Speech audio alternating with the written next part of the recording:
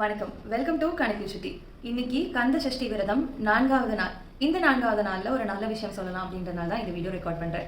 நம்மளுக்கு இந்த சஷ்டி விரதம் இருக்கும்போதும் சரி, நார்மலாகவும் சரி, கந்த சஷ்டி கவசம் படிச்சா எவ்வளவு நல்லது அப்படின்றது நம்மள நிறைய பேருக்கு தெரியும். ஆனா நம்மள நிறைய பேருக்கு தெரியாத பாடல்கள் இருக்கு. இது தெரியாதவங்களுக்கு தான், தெரிஞ்சவங்களுக்கு இல்லை. நான் என்ன பாடல் பத்தி பேசுறேன் அப்படின்னா, குமாரஸ்தவம் அப்படின்றது பாம்பன் சுவாமிகள் அருளிய குமாரஸ்தவம். இந்த பாட்டு பார்த்தீங்கன்னா ஒரு 44 அடிகளை கொண்டது, அதாவது 44 வரிகளை கொண்டது. ஓம் சண்முக பதையே நமோ நமக, ஓம் சண்மத பதையே நமோ நமக அப்படின்னு ஆரம்பமாகும். இந்த 44 வரிகளையும் நம்ம டெய்லி முருகனை நினைச்சு நம்ம பாடணும், இல்ல கேட்டோம் படிச்சோமானால் நிறைய நல்ல விஷயங்கள் இருக்கு. அதுவும் சஷ்டி விரதம் இருக்கும்போது இந்த பாடலை பாடுறதோ கேட்கறதோ ரொம்ப ரொம்ப விசேஷம்.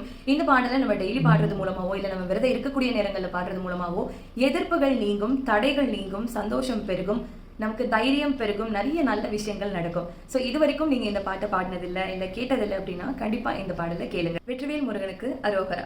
வணக்கம். ஸ்ருதி அஜய்.